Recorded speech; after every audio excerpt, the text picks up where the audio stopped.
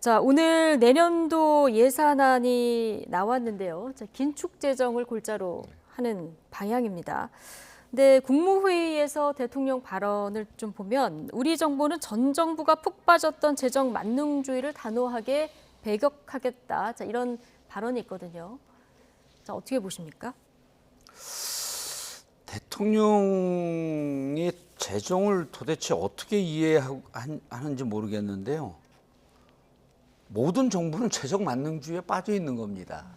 재정은요, 세입을 갖고 세출을 갖고 운영을 하는 거지 정부가 재정 이외에 뭘 갖고 운영하는 겁니까? 그러니까 정부는 재정을 갖고 국가 살림살이를 운영하는 그것으로부터 시작해서 그것으로 끝나는 거예요. 그러니까 그거를 부정적으로 레토릭을 써갖고 만능주의 하면서 그러니까 이것도 문재인 정부 예를 들어 지금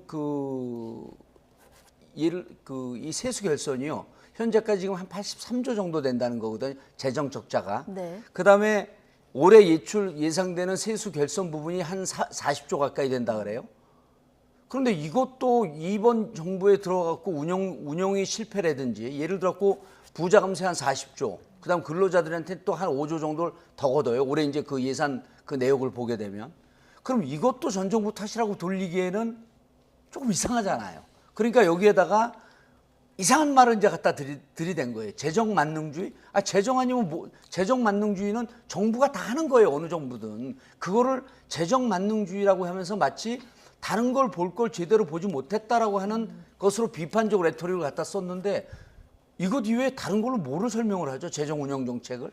그러니까 저는 실질적으로 대통령이 말 하나하나를 보게 되면 아까 철학이라고 하는 표현을 잘못 썼다는 둥. 그다음에 또 지금 이 재정 만능주의라고 하는 것도 어찌 보면 재정에 대한 이해도가 좀 없는 거 아닌가 하는 걱정이 듭니다. 예. 어제 국민의힘 연찬회에서 대통령이 이제 나라가 거덜나기 직전이었다 이런 표현도 썼고요. 실제로 이제 전 정부에서 국가 부채가 좀 많이 늘어난 것도 사실이고 어쨌든 확장 재정 기조를 좀 바꿔서 이제 건전 재정으로 하겠다 이게 대통령실의 입장인데. 자, 증가율을 봤더니 2005년 이후에 최저치 가장 적게 지금 는 상태고 내용적으로 보면은 보조금이나 카르텔을 없애고 그 아낀 예산으로 이제 복지, 국방 등에 집중하겠다 이런 방향성인데요. 자, 이 방향성 어떻게 보시는지 하나 하고 그런데 또 세수가 워낙 줄어들어서 허리띠는 굉장히 졸라매야 되거든요. 우선 앞서 우리 정 의원님이 모든 정부는 재정 만능주의에 빠져 있는 거다. 재정 만능주의를 당연히 해야 되는 것처럼 말씀하셨는데 그건 좀 심각한 오해가 있으신 것 같습니다. 우리가 경제 3주체라고 보통은 얘기를 하죠. 이제 정부, 가계, 기업 이렇게 얘기할 때 여기서 비판했던 재정 만능주의는 사실은 민간 분야, 가계나 기업에서 어떤 경제가 활성화돼서 돌아가는 게 아니고 정부 예산, 재정에 크게 의존하는 것, 그걸 이제 재정 만능주의에 빠졌다고 비판을 했던 것이고 실제로 지난 문재인 정부 때를 보면 5년 동안 평균적으로 예산이 매년 약 9%씩 증가를 했습니다. 이게 복리 개념이기 때문에 9%씩 예산을 증가시키다 보면 8년이 지나면 2배가 되는 것이거든요. 그러니까 문재인 정부 5년 동안을 거치면서 1년 예산이 400조가 안 된 상태에서 출발을 했는데 문재인 정부 마지막 해에는 600조가 넘어선 것이죠. 그러면서 당시 문재인 정부 당시에도 GDP 성장률은 2% 내외였기 때문에 3%가 안 됐기 때문에 국가 부채가 40% 미만에서 50%를 돌파하게 된 겁니다. 국가 부채 비율은 뭐 GDP 대비 정부 부채로 구하니까 당연히 GDP 성장률보다 거의 3배 이상 높은 예산 증가율로 확대 재정을 꾸리다 보니까 국가 부채가 많이 늘어난 것이죠. 그거에 대한 반성으로 윤석열 정부는 확대 재정을 안 하겠다고 하면서 내년도 예산을 3% 미만으로 덜 늘린 것이죠. 뭐 객관적인 수치는 조금 늘어났습니다만 작년 예산에 비해서 올해 예산에 비해서 내년도 예산을 2.8% 증가하는 것으로 잡은 것이고 이거는 대단히 방향성에 있어서는 틀림없이 옳다고 저는 생각을 합니다. 왜냐하면 우리나라 정부 부채 비율을 계산할 때는 우리가 부도를 낼 수 없는 공기업, 예를 들어서 한정 같은 데에 지금 200조 이상의 부채가 있는데 그런 거 다 빼고 순수 정부가 발행한 국채 그 채무만 계산을 하거든요. 그러니까 사실은 다른 나라에 비해서 낮다고만 볼 수 없는 상황입니다. 그렇기 때문에 지난 정부처럼 과도하게 정부 부채를 늘리지 않겠다는 방향은 맞는 것이고, 두 번째 질문 주신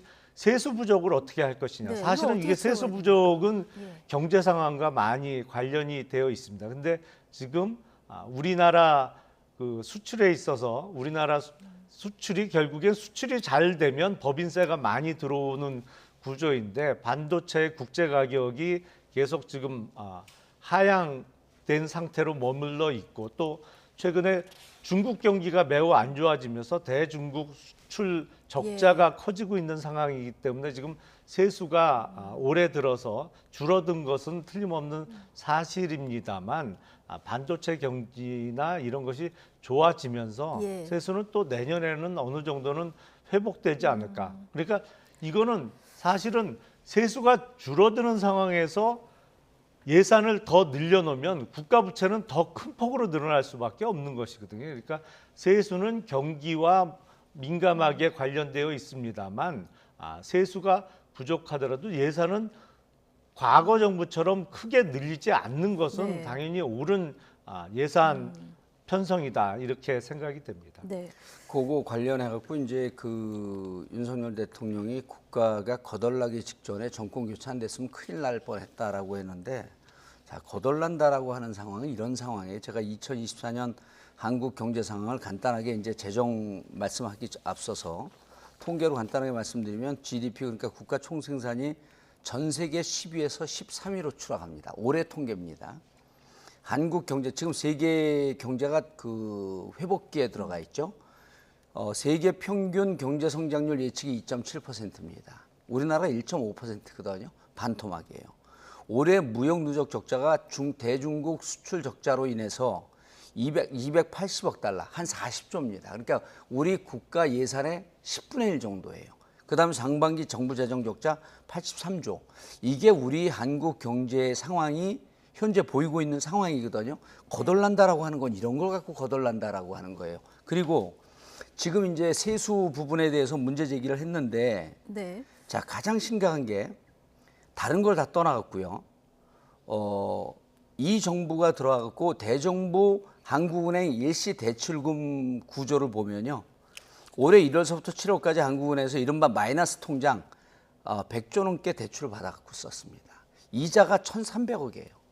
이건 문재인 정부 5년, 1년도 안 됐는데 문재인 정부 5년 993억보다도 400억이 더 많습니다. 그러니까 이렇게 경제 운영을 엉망진창하는 걸 하고 있는 걸 거덜난다고 하는 거예요. 그러니까 거덜난다라고 하게 되면 사실은 구체적으로는 통계를 얘기해야 돼요. 그리고 국가 부채 늘었는데 전 세계 국가 부채 다 늘었습니다. 예. 2020년 코로나가 가장 극심할 때 그때 재정 지출이 많았거든요. 국가 부채 늘 수밖에 없었던 상황이에요. 그리고 3년을 5년 동안 3년 코로나 국면을 맞이했던 거거든요. 그러니까 그런 것을 경제 통계를 구체적으로 보지 않고 인수해서 네. 1년 반 됐잖아요. 올해 경제 통계를 보고 거덜난다는 얘기를 해야죠. 네. 그래서 제가 보기에는 실질적으로 경제 운영에 대해서는 거의 1년 반 만에 빵점 재정으로 들어가 있다. 예. 이렇게 볼 수 있습니다. 제가 경제 통계 수치 지금 말씀해 주신 부분을 보고 들어오지 못해서 저희 김용남 전 의원께 뭔가 반론 기회 한번 드리겠습니다. 그 지금 경기, 특히 이제 서민 경기라고 하는 민생 경기라고 하는 게 안 좋은 것은 사실입니다. 근데 그거는 간단합니다. 문재인 정부 때처럼 그때 이제 코로나 사태를 맞이해서 뭐 다른 나라도 돈 많이 풀지 않았느냐라고 했는데, 미국이나 뭐 다른 나라가 돈을 많이 푼 것도 사실입니다만 코로나 시절에 중국은 오히려 긴축 재정을 했거든요. 그러니까 모든 나라가 돈을 다 많이 풀었던 것은 아닌데 문재인 정부 때도 돈을 많이 풀었죠. 근데 돈을 많이 풀면 당장은 다 편안합니다. 이게 마치 좀 힘들고 피곤할 때 스테로이드제를 복용하면 반짝하고 힘이 나는 거하고 똑같은데요.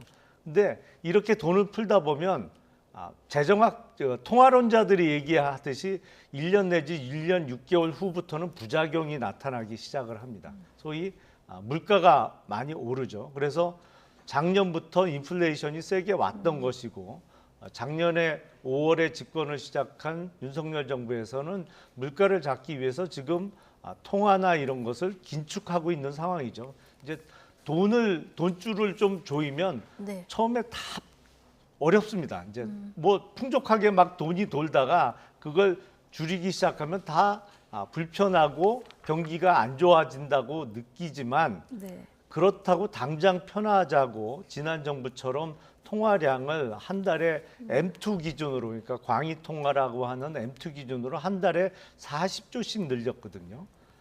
그러면 부작용 세게 오고요. 이걸 장기간 계속하다 보면 인플레이션이 뭐 연 100%, 200%씩 벌어지고 있는 물가 네. 상승이 그런 남미 국가로 전락하고 마는 겁니다. 그러니까 지금 경기가 안 좋은 것은 사실은 지난 정부에서 편하게 돈을 풀었던 것을 네. 걷어들이는 과정에서 오는 네. 고통이다 이런 생각이 듭니다. 알겠습니다. 요거는 역시 중요한 문제이기 때문에요. 하나만 정리할게요. 짧게요. 통계가. 제가 두 번씩 네, 이렇게 잠깐 발언을 정리하겠습니다. 드렸는데. 지금 통화량을 긴축으로 가고 있다라고 하는데 통계는 이렇습니다.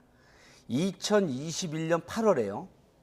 통화량이 3,494조였었어요. 2023년 6월 현재 3,803조입니다. 얼마가 늘었냐면요. 300조가 늘었어요.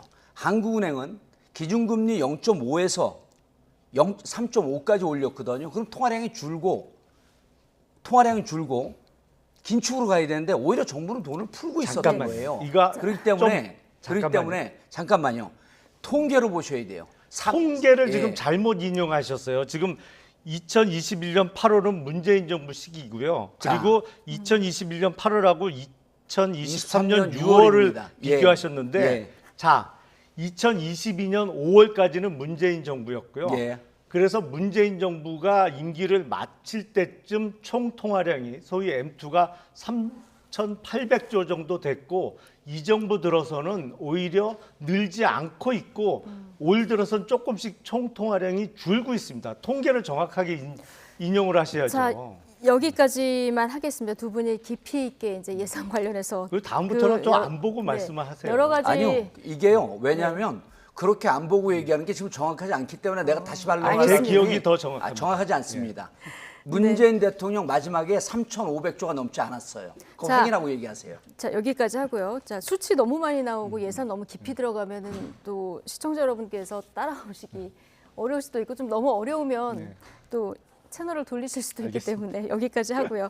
사실 오늘 뭐 여러 가지 예산 정책 중에서 관심을 받은 거는 육아휴직 기간이 육아휴직 기간이 늘어난다라든가 병상 월급이 또 급격히 늘어난다든가 이런 생활 밀착형 이런 부분들이 더 눈에 들어오긴 했는데요. 어쨌든 뭐 확장 재정이 맞냐, 긴축 재정이 맞냐. 자, 이 얘기를 계속하다 보면 뭐 끝이 없을 것 같아서 여기서 마무리하고요.